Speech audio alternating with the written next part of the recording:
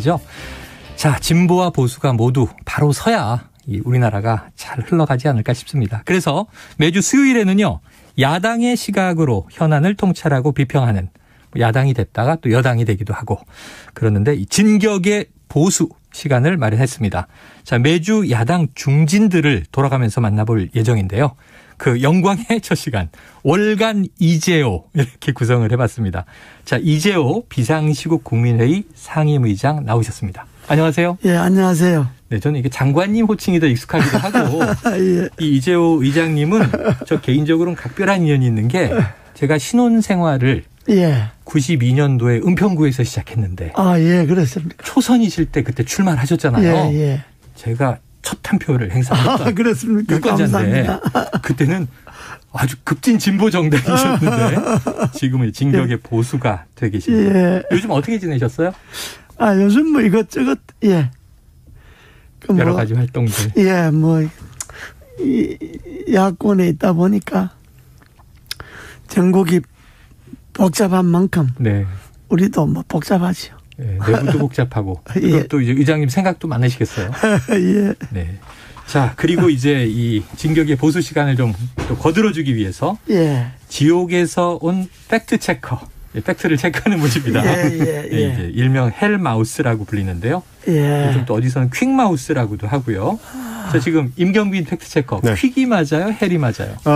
둘 다 맞습니다. 안녕하세요. 예. 헬마우스라는 거는 원래 이제 기본적으로 독서를 장착하는 네. 컨셉이기 때문에 원래는 이제 비방용입니다. 비방용 헬마우스. 주로 이제 유튜브용이고요, 헬마우스는. 네. 근데 요즘은 이제 제가 좀 방송을 좀 하다 보니까 네. 약간 튜닝을 해가지고 방송용 헬마우스도 가능합니다. 그래요.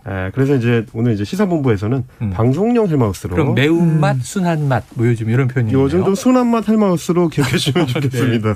장관님하고 잘 만들어 보겠습니다. 네. 자, 요즘에 뭐 전체 그림은 아직 예. 아무도 몰라요. 조금 전 또 주진우 기자도 뭐 옛날 얘기를 한참 해주고 갔는데 눈만 뜨면 새로운 퍼즐 조각이 튀어나오는 게 바로 대장동 의혹. 예. 그래서 일명 뭐 판도라의 상자 아니냐 이런 얘기도 나오는데 지금 이게 의장님 어떻게 보고 계십니까, 이 사태를? 원체 규모가 크니까요. 네. 비리 규모가 원체 크고 또 관련자가 원체 많으니까 등장인물이 많아요. 이게 뭐 간단 명료하게 뭐 정리되려면 시간이 좀 걸리지 않겠어요? 시간이 좀 걸릴 것이다. 예. 그래야 전모가 파악될 수 있을 그래야 이게 전모가 좀 드러나야 이게 어떻다 알지. 지금으로서는 뭐 서로 공격만 해야 되니까. 그렇죠. 아직까지는 뭐 구름 속에 있는 거죠. 구름 속에 있다. 이렇게 예. 표현해 주셨는데 근데 이게 자꾸 국민들이 놀라는 게 퇴직금 50억에 놀랐잖아요. 30대 초반 대리가. 근데 이게 또 산재 위로금이다 이렇게 얘기가 나왔는데 오늘 보도를 보니까 산재를 당한 사람이 조기축구에서 활발하게 활동하고 있고 또 비과세인 세금도 한 22억 원 원천징수 납부를 했고 행보가 좀 오락가락해서 이 임채커님 이거 사실이에요? 조금 정리를 해드리겠습니다. 네. 자, 많은 국민들께서 좀 납득하지 못하시는 게 아무리 심각한 산재를 당했다고 해가지고 50억을 주는 회사는 없는데 그거는 어떻게 보면 화천대유라는 회사가 그만큼 노동자 친화적인 회사였던 것이냐. 예, 그 부분에 대해서는 좀 의문이 제기되는 게 오늘 이제 CBS 노컷뉴스에서 아침에 보도를 했습니다. 네.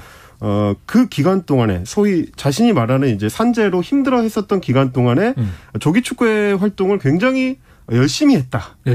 조금 한 게 아니고 굉장히 열심히 했더라고요. 축구를 열심히 뛰었다? 네, 본인이 해명문에서 밝히기로는 네네. 건강이 나빠지기 시작한 시기가 이제 2018년 이후인데 그 2018년 이후에 2018년에만 최소 7번 축구 모임에 참석을 했고요.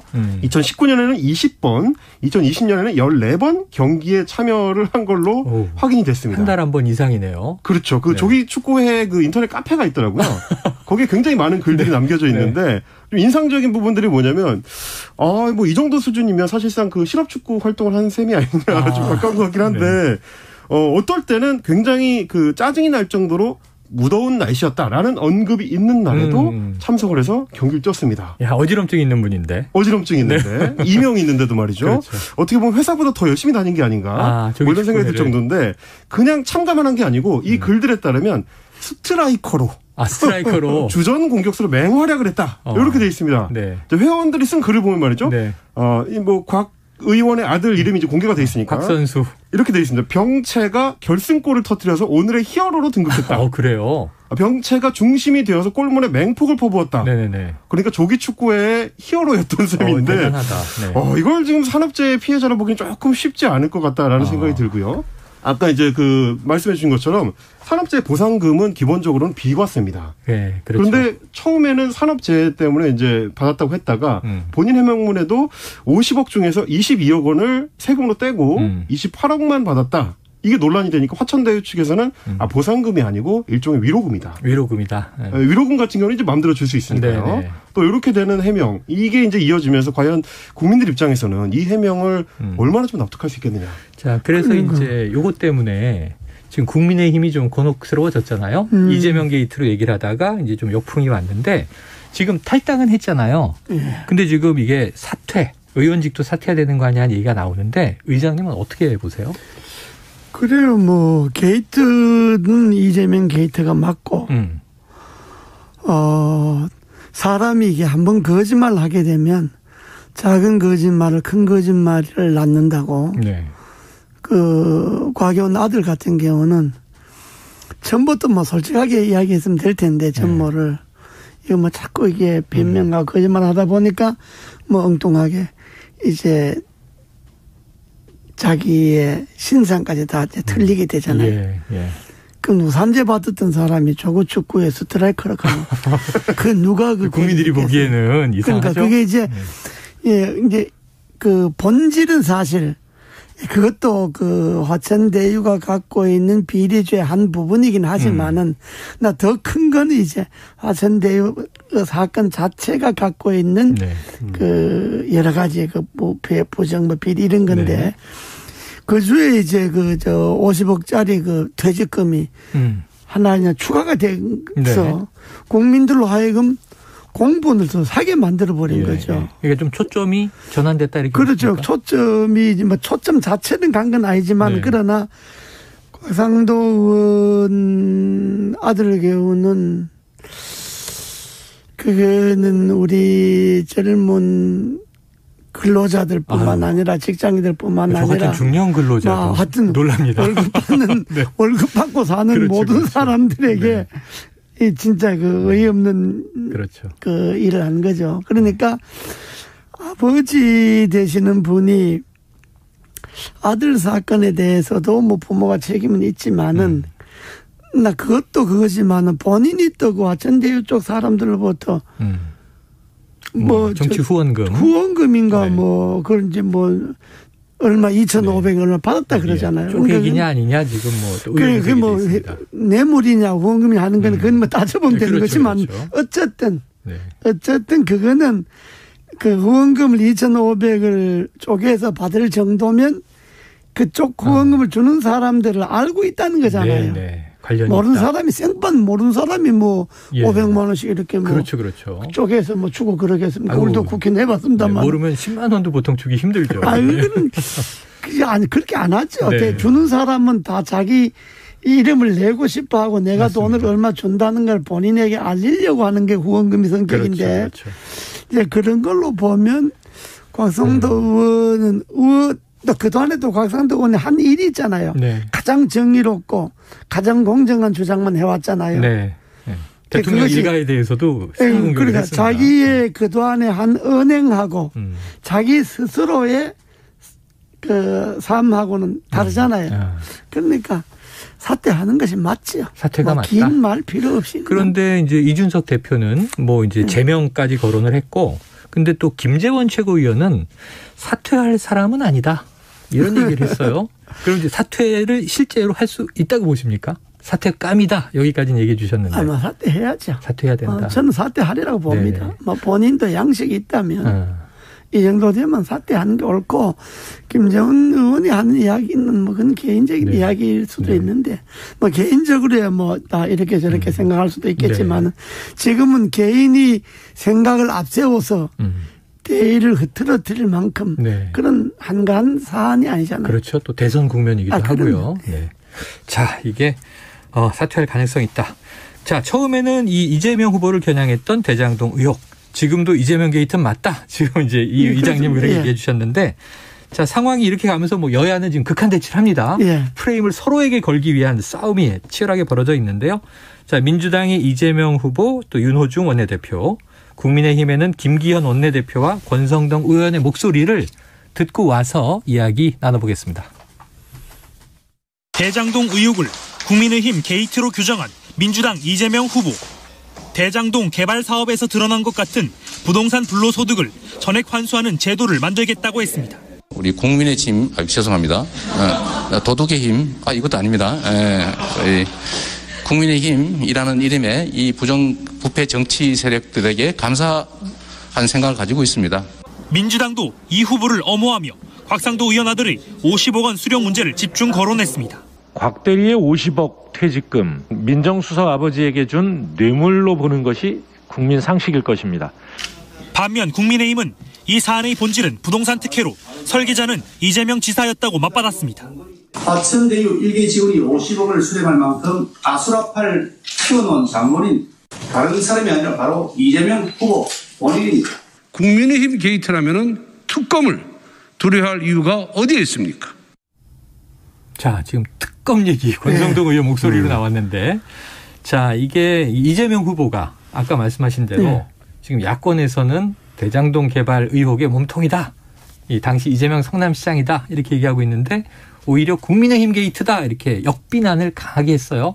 어떻게 들으셨어요? 그런데 그 뭐 이재명 그 후보 입장에서야 뭐 무슨 소리라도 하죠. 지금 네. 지금 뭐 뭔 소리를 못 하겠습니까? 어제 토론에서는 정신 차려 관련된 게 있습니다. 그런데 이재명 후보 본인이 이 대장동 개발 계획은 내가 설계한 거다라고 본인이 입으로 이야기했잖아요. 네. 내가 설계한 거고 소위 이재명 행정의 가장 큰 치적이다. 그래 본인이 입으로 자기가 그걸 설계하고 우리 임동규는 그냥 자기 밑에 심부름하는 하는 사람이다 이렇게 본인 입으로 이야기를 했잖아요. 이동규 본부장에 대해서. 그러니까 그래놓고 또 뭐 이거는 이 대장동 개발 거는 설계자부터 뭐 발본색원 해야 되는 또 이렇게 또 이야기를 또 한 거고. 그러니까 특검을 해야 된다 그죠. 그러니까 본인이 설계했다 그랬으니까 또 이 김동규라는 그 소위 그 주된 인사는 자기 밑에 있던 사람이고. 그러니까 이거는 특검을 하면 되는 건데 특검을 안 한다 그러니까 오히려 더 이상해지는 것이다. 이상해지는 것이다. 여기서 제가 이제 역할대로 딴지를 한번 들어가 보겠습니다. 일단. 아마 이렇게 해명을 할 것 같습니다. 이재명 후보 측에서는 지금까지 얘기했었던 게 그 이제 설계라는 단어에 주목할 게 아니고 그때 이제 이재명 후보가 얘기했던 설계라는 거는 민관이 공동 사업을 할 때 민간과 공공 부문이 수익을 어떻게 나눌 것인지를 설계했다. 그러니까 주로 이제 성남시 환수분 그렇죠. 이제 5,500억 원을 환수하는 부분에 대한 설계를 유동규 본부장한테 맡겨서 그 부분을 갈라치기 한 것이다. 공영 설계다. 그러니까 이제 전체적으로 민간이 이거를 자기들끼리 배분을 어떻게 할 것인지를 설계했다는 얘기가 아니다라는 게 이제 이재명 후보 측의 입장인데 요건 어떨까요? 그거는 말장난인데 말장난인 게 설계라 그러면요. 이재명 후보가 성남시장 했잖아요. 사업의 인허가권을 갖고 있잖아요. 그렇죠. 그 대장동 개발의 인허가 자체를 자기가 하는 겁니다. 그것이 설계의 영역입니다. 그냥 설계가 뭐 쪼가리에 뭐 그림만 그려 놓는 게 설계가 아니고 이건 이렇게 해서 거기에 따른 인가 허가 이걸 전부 행사하는 게 설계거든요. 사업 진행 계획까지. 그게 설계지. 설계의 어떻게 보면 핵심이죠. 그렇죠. 그게 설계지. 인허가가 설계의 핵심인데 인허가 빼고 그림만 그려 놓으면 그게 쪼가리지. 그게 뭐 의미가 있나요? 구체적인 청사진의 인허가권을 갖고 있었기 때문에 지금 이제 임채권님 말씀은 자기는 또 그걸 영광스럽게 생각하잖아요. 내가 이걸 설계하고 그러지 인허가하고 뭐 다 이렇게 대장동 개발 이렇게 만든 게 내 업적이다 이렇게 자랑을 했는데 그 자기가 그냥 분리하려고 그러니까 또 말을 요렇게 저렇게 바꾸고 요런 말 저런 말 하는데 그건 국민들이 들을 때 옳지 않아요. 옳지 않고 그렇다면 뭐 그냥 특검해 보면 그림만 그렸는지 인허가다 행사했는지 알잖아요. 임재권이 말씀을 들으면 또 그냥 이제 시장의 당시 역할은 설계라는 표현이 그렇죠. 6대4 공영 6 4는 알아서 그러니까 이 정도의 이제 결정이 설계라고 볼 수 있느냐 이런 또 역공이 있어요. 자 여기서 한번 더 진행을 해보죠. 이 국민의힘이 슬로건을 계속 쓴 게 화천대유는 누구 겁니까? 이거 과거 이제 MB 정부 때 많이 듣던 소리. 이명박 대통령에서 다스는 누구 겁니까? 이거가 지금 패러디가 됐는데요. 이 슬로건이 또 이제 야권 인물들이 자꾸 등장하다 보니까 부메랑을 맞았다 이런 얘기도 있는데 과거 이 사건을 닮았다. 잠깐 언급해 주셨죠? 한번 그 이야기를 우리가 듣고 와서 이야기 계속 이어가겠습니다. 다스는 누구 겁니까? 검찰 수사는 이 한마디에서 시작됐습니다. 그런 나인데 물을 일은 아닌 것 같습니다. 예. 최근 검찰 수사는 처음부터 나를 목표로 하는 것이 분명합니다. 결국 형 이상득 전 의원의 휠체어 소환. 다스 누구 거라고 생각하시나요? 조카 이동영 다스 부사장에 이은 아들 시영 씨까지 일가가 줄줄이 검찰에 소환됩니다. 모두 피의자 신분입니다. 다스 실소유주 누구라고 진술하셨습니까? 네, 조동찬 성실히 잘 받았습니다. 네, 또 이 의장님은요, 예. 이 MB 정부 시절에 특임 장관부터 예, 중책을 맡으셨던 인물이시니까 그렇습니다. 예. 지금 요 다스와 비슷한 것 아니냐 어떻게 보세요? 구호는 비슷하죠. 다스 누구 거냐? 예. 대장동 화천대유 예. 누구 거냐? 그게 이제 그러나 성질이 다른 거는 성질은 다르다. 다섯 개는 개인의 그 가족 회사의 네. 이제 소유가 그 형으로 돼 있는데 이제 그 이명박 거라고 이제 해갖고 이제 법원 결정까지 나온 거죠. 재판을 받았는데 네.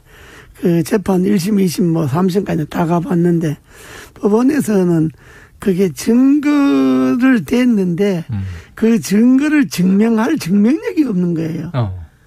예를 들어서 이 사람이 이렇게 이야기했다 그러는데 그럼 그 사람을 증인을 데려와야 되잖아요. 네. 그 증인 아무도 안 데려와. 미국에 가 있다. 안 데려와. 그래서 검찰이 자기네들이 증거를 증명할 수 있는 건 1, 2, 3심 동안 하나도 안 데려온 거예요. 그러니까 그거하고는 좀 구호는 같은데 내용은 좀 이제 다르긴 한데 그러니까 이거는 화천대유는 누구 겁니까 하는 거는 이것이 이재명 지사의 거라고 말할 수 있는 증거와 증명할 수 있는 것이 지금 많이 널려 있잖아요. 네. 많이 널려 있으니까 그건 이제 그래서 이제 특검을 하자는 거지. 네, 그렇죠. 검찰들은 이게 5개월을 돼도 조사를 안 하다 지금 가로늦게 지금 이제 검사 수사한다고 검찰 경찰이 설쳐놨는데 이미 그동안에 중요 증거와 증인은 다 외국을 가버렸잖아요. 그렇죠. 외국을 다 가버렸고 이미 증거는 다 새로 만들어도 만들 만큼 기간이 흘렀잖아요. 그렇기 때문에 또 이게 검찰 고위 관계자들이 여기에 고문 변호사들 뭐다 다 관련돼 있잖아요. 그렇습니다. 예. 그러니까 지금 있는 이 검찰로서는 다스가 누구 거라는 것을 다스가 아니라 화천대유가 누구 거라는 걸 밝히기가 어려우니까 어렵다. 그러니까 특검을 해갖고 화천대유 누구 거냐를 밝히자. 그런데 화천대유는 누구 거냐라는 이 물음에 대한 대답은 특검을 통해서 밝혀질 수밖에 없다. 이런 이야기 아니겠습니까? 네. 제가 여기서 또 한 번 또 딴지를 들어가 보도록 하겠습니다. 네네. 그 이제 말씀하신 것처럼 이제 다스하고 구호는 똑같은데 성격이 좀 다르다. 거기까지는 저도 이제 장관님의 공감을 하는데, 근데 이제 문제는 이 수사나 취재를 할 때 항상 이제 돈의 흐름을 쫓으라고 하지 않습니까? 아, 그렇죠. 지금 돈의 흐름을 쫓으니까 곽상도 의원의 아들이 나온다든지 박영수 특검의 딸이 나온다든지 이제 이런 어떻게 보면 이제 야권 인사들 중심으로 이제 얘기가 나오다 보니까 이게 이재명 당시 성남시장이랑 연결고리가 어디에 있는 거냐라는 의문이 지금 여당 쪽에서 나오는 것 같아요. 왜냐하면 다스 같은 경우는 의혹이 제기될 때에도 이미 형님이 거기 이제 다스의 사장이었고 조카가 부사장이었고 아들이 소위 말하는 실세 과장으로 이제 다스에 일을 하고 있었기 때문에, 그러니까 연결고리가 있었으니까 의혹 제기가 어느 정도 이제 타당성을 갖고 언론을 탈 수가 있었는데, 이재명 당시 성남시장이나 지금의 경기도지사랑 이 돈을 통해서 연결고리로 이어진 부분이 있냐, 지금 이 부분이 밝혀진 게 있냐라는 게 이재명 후보 측의 반론인 것 같습니다. 어떻게 이거를 해 나가는가요? 이제 그 이재명 측에서 말하는 건데. 네네. 곽상도 의원 아들이나 박영수 그 특검의 딸이나 그런 부분이 돈 가져갔다 받아봤다 하는 거는 그냥 하나의 큰 화천대유의 큰 그림으로 보면 하나의 에피소드에 불과한 거고 그게 사건의 본질은 아니고 대유가 누구 거냐라는 이 물음의 본질은 그래 뭐 곽상도 아들도 50억 받아가고 뭐 박영수 딸도 뭐 아파트 받고 하니까 다수 도의가 오히려 국민힘 쪽이 있지 않냐 이렇게 하는 이야기는 그건 하나의 에피소드고 그건 본질이 아니고 본통은 아니다. 본통은 아니다. 그건 본통이야. 그건 그냥 돈 갖고 흥청망청 이제 그런 건 아닙니까? 돈 잔치를 한 거다. 그러니까 돈 뭐 몇천만 원 놓고 몇백억씩 받아가고 몇억 놓고 1,000억 받아가고 이런 난리를 쳐놨으니까 돈 주체할 수 없어서 흥청망청한 거니까 이제 거기에 이제 하나 드러난 거고 그러나 결국은 화천대유의 주인은 화천대유를 설계한 사람 아니겠느냐 하는 것이 야당의 계속 주장이고 그러니까 특검을 하자 하는 것이 야당의 계속되는 주장으로 봐야지. 근데 오늘 요거 한번 여쭤봐야 되겠네요. 오늘 또 새로운 에피소드가 너무 흥미로운 게 나온 게 이게 김만배 최대 주주는 아니에요. 최대 주주의 누나가 또 윤석열 후보가 아니고 윤석열 후보의 부친 윤기중 이제 연세대 명예교수죠. 그 집을 매매했다. 이게 또 튀어나왔는데 이게 매수자를 몰랐다고 하는데 아까 주진우 기자는 또 아는 관계였다고 주장을 했어요. 그렇습니다. 임채커님이 한번 이 의혹을 좀 정리해 주세요. 한번 정리해 보겠습니다. 열린공감TV라는 이제 유튜브 방송을 통해서 유튜브 방송에서 여기서 이제 그 의혹 제기를 한 건데요. 부동산 등기부등본을 가지고 대조를 해봤습니다. 오늘 아마 고발당했죠? 오늘 고발당했습니다. 윤석열 캠프 쪽에서는 전혀 사실이 아니다. 이렇게 이제 고발한 상태인데 확인을 해보니까 시기와 이 부동산 매매 가격이 문제라는 겁니다. 일단은 2019년 4월에 이 부동산 매매가 이루어졌는데 최근이네요. 재작년. 이제 그 검찰총장에 임명되기 직전. 인사청문회를 앞두고 있던 시점입니다.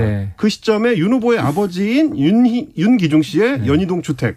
이거를 이제 김모 씨가 사들였는데 말씀하신 것처럼 김만배 씨의 친누나입니다. 근데 친누나에 그치는 게 아니고 화천대유의 관계사인 천화동인 3호.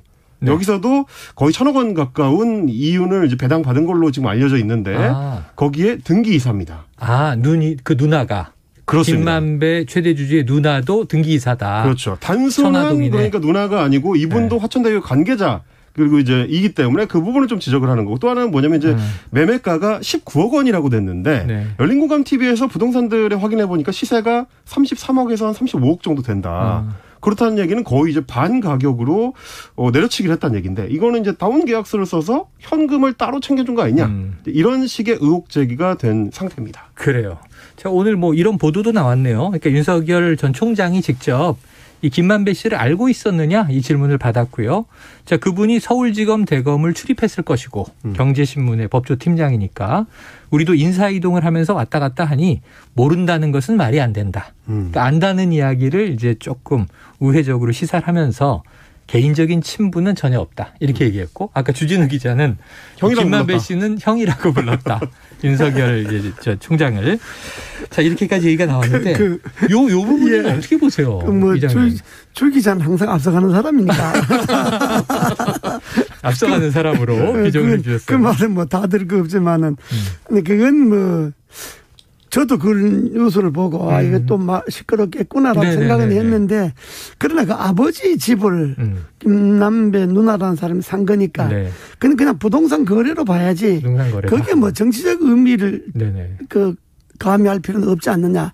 내 생각은 그래요. 그건 윤석열 개인의 집도 아니고 개인 이름으로 등기되어 있는 집도 아니고 윤석열 아버지 집을 김만배 누나라는 사람이 내가 김만배 누나인데 내가 이런 사람이다 하고 집을 산 것도 아니고 그냥 부동산에서 소개해서 산 거니까. 현재는 매수자를 몰랐다는 게 윤 캠프 입장이에요.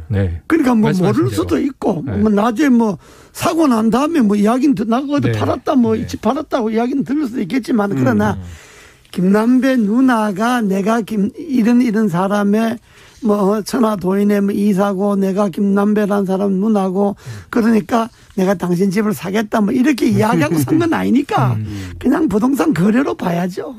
부동산 거래로 본다. 그래 봤는데 하필 그게 윤석열 아버지 집이니까 맞아야 되는 거지. 그래서 지금 하필을 말씀하시니까 제가 이제 그 부분을 좀 더 얹어서 말씀드리고 싶은 게 뭐냐면 제가 그 연희동 그 동네를 좀 잘 압니다. 그래요? 왜냐면 제가 그 연희동 그 동네에 살진 않았는데 연희동 그늘이라고 하는 동네에 살았어요. 연희동 그늘? 산 넘어. 연희동 근처. 그렇죠. 이 집이 매매된 동네는 아주 양지 바른 연희동이고 네. 저희 집 있는 데는 이제 약간 좀 그늘진 동네. 이래서 잘 아는데 진짜 찐 부자 동네거든요. 아, 그래요. 그래서 실제로는 이 지역이 매매가 이루어질 때 부동산을 통해서 직접적인 매매가 이루어진다기보다는 네. 보통은 아름아름. 그렇죠. 이렇게 이루어지는 진짜 부자 동네다. 이런 부분이 하나 있고 아무리 금매로 내놔도 보통 한 2, 3억 정도 싸게 내놓는 거는 모르겠는데 네.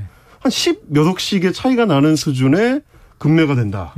이거는 직접적으로는 좀 얼른 납득이 좀 안 되는 이런 부분도 좀 있는 것 같아요. 그건 좀 생각해 볼 문제는 있어요. 네. 30억짜리인데 19억에 샀다 가면 네. 그건 좀 뭐 그 매매 자체에 대해서는 문제가 있을 수가 있는데 예? 있는데 윤석열 아버지 집을 샀으니까 윤석열하고 관계 있지 않냐 이거는 좀 과도한 해석이다. 그렇죠. 이 말이지 내 말. 이게 워낙 오늘 튀어나온 뉴스다 보니까 예, 예. 아까 에피소드라고 말씀하셨는데 뭔가 깊숙한 관계가 있는 것인지 정말 에피소드로 흘러가는 별것 아닌 문제인 것인지 지켜봐야 되는데. 그것도 특검하지 뭐. 네. 그러니까 특검하자. 야, 역시 기승전 특검이에요. 자, 의장님 이게 월간 이제 오다 보니까 예.